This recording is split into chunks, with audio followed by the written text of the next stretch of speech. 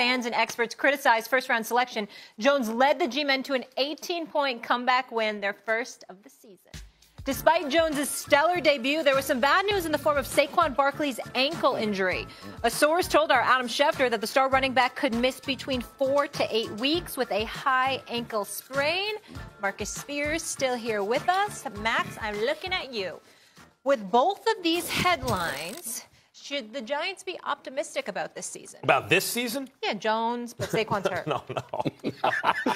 No, I mean, unfortunately, it looks like they could have a win on the schedule this week, but no. Look, the big news, and that's great for the Giants, is they have a quarterback. I don't care about the rest. Like, going into this season, if you told me season's a wash, but you got a franchise quarterback, as a Giants fan, I'm good. In fact, maybe in the long run, the best thing that happens to Saquon is this injury, high ankle sprain. By the way, if it's 4 to 8 weeks, I better not see him back before 8 weeks. Like, good. Avoid wear and tear on a meaningless season. There is no reason to be optimistic about what's going to. They shouldn't. Look, the Bucs are not good, and they should have lost to the Bucs. It's not like they won it. The Bucs lost that game. Daniel Jones is going to have growing pains. He won't look as good as he did, that first game for the rest of the year. But he's got talent. I believe in him. I'm happy with him. The Giants have no pass rush. They can't cover anyone down the field. They don't have any receivers. They have a ridiculous all-world, all-time running back and a franchise quarterback.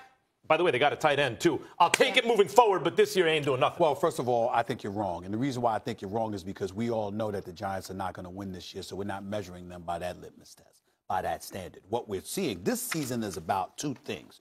Preserving the long-term health of a Saquon Barkley, because he has already established himself as that stud, and discovering and cultivating and nurturing the growth of a Daniel Jones. Well, certainly Saquon with him there would help.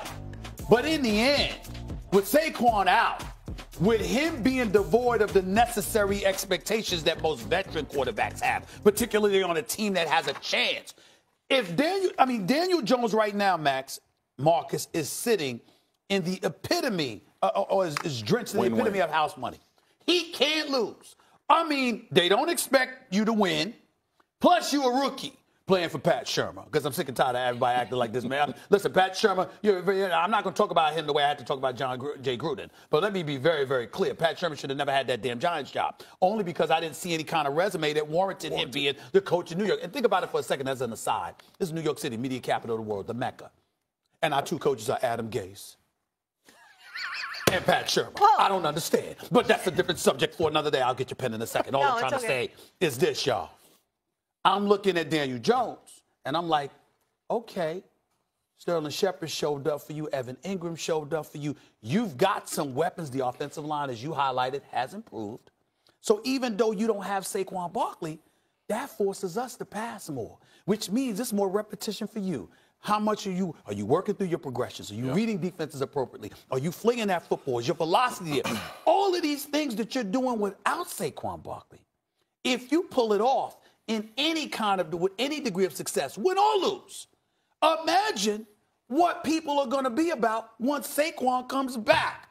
That's why I say yes to this question. I think there's reason for optimism. All right, everybody can fly off the handle, and let me contextualize what I was saying about Daniel Jones being better than what Baker Mayfield is. Stop right there.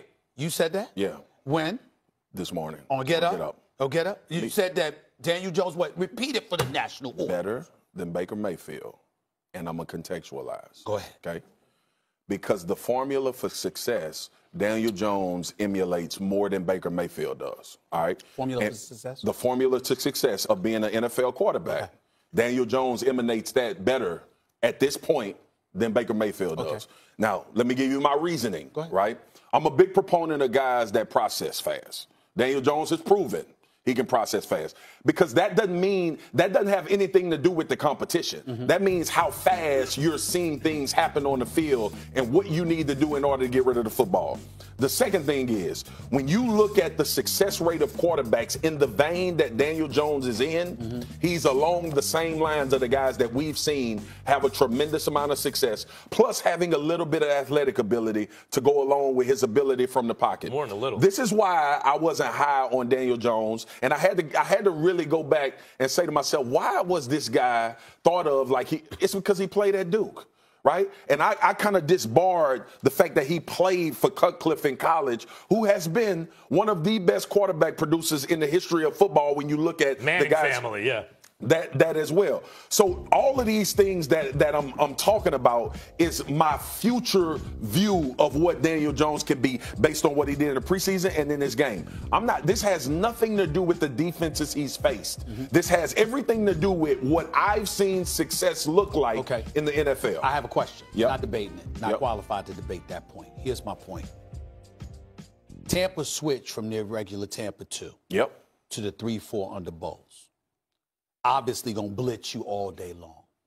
I would like to know, as an NFL player, how complicated is that to figure out? Because what I'm saying to you is that all I have, in my opinion, I'm sorry, but I'm not paying attention to the good performance against Cincinnati in the preseason. Even though that was against a first-unit team, I'm not paying attention to that. I'm going to pay attention to the regular season. And the only evidence that we have is him against Tampa, who's playing your 3-4, who you know is going to blitz all day long. I'm asking you, how complicated is that to figure out and see based on what Bowles threw at him? Because that tells me a lot. Well, I'm glad you asked, because Todd Bowles was coaching on the staff in Dallas when I was there. Very difficult. And it's zone pressures. Mm-hmm. So the issue is you can be playing man on one side, zone on the other side. Here's what people don't understand. We look at Pat Mahomes' no-look passes, his ability to throw the ball downfield, but we very rarely talk about how fast he processes and understands where to go with the football. Right? This is a part of quarterbacking that makes you elite. Mm-hmm. It ain't the athletic ability, the ability to scramble and all of that. The part that makes you elite as a quarterback is how fast do you see the picture and do you get the ball there before your receiver gets there. The arm strength is a prerequisite, but the most important thing is how fast you process information. Yeah, but I thought this at both of y'all. Just a question. When you say that, and I'll go to you first, Max. When you say that, here's my thing. Is he processing? Or is he so great, I'm talking about Mahomes here, is he so great a passer of the football that he's decisive about where he's going because he's confident he can get it there before the defender? You see what I'm saying? We see him, no doubt, it feeds into each other. We see him improving too, and he's got the play call design and everything. I want to get back to the Daniel Jones Baker Mayfield comparison. Look, Baker Mayfield, a lot of what he has is based on for me, he's interchangeable with some guys. He's not the tallest, that kind of stuff. Not the fastest, not the best arm. But for me, in those situations like he was against L.A., end of the game, I expect him to make that play to send it to overtime. When I see him bail on the play and not process the information, that's a big hit to me for Baker Mayfield because that's the dude I expect him to be. Daniel Jones, one game and in the preseason, looks like he's processing information quickly. But here's the difference as this season progresses. We've talked off camera about like quadruplets, right? You look at Kansas City, Mahomes and Tyreek Hill, and when he had Kareem Hunt and Travis Kelce. Daniel Jones has Saquon Barkley, and Evan Ingram can fly. He's a great pass catcher, right? He can. He does not have the top receiver. In fact, he had it in Odell Beckham Jr. Could you imagine Odell, Saquon, and Evan Ingram with a quarterback? No, but you know who does have Odell now? Baker Mayfield. And as this season progresses, we're going to see, my prediction is Baker and Odell do some special What's the biggest thing Baker needs that Daniel Jones has for you to come out with this hot take after one game? Daniel, first of all, this is looking ahead, Molly. Mm-hmm. People need to understand that this is not a gut reaction to him beating Tampa.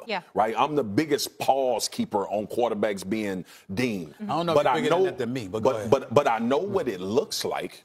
I've been around the game long enough to know. Mm-hmm. Look, I was out on this kid. Like I'm the first to say and say I was out watching him in his bowl game against Temple. He looked terrible, and everybody can go back and tell you about that film.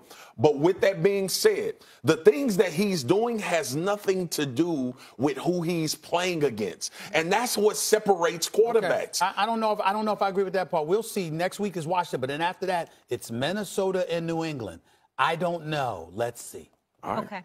Troy Aikman tweeting at Showtime Mahomes. You don't want to miss what he has to say. Respect the contract. That debate up next on First Take. It drives me.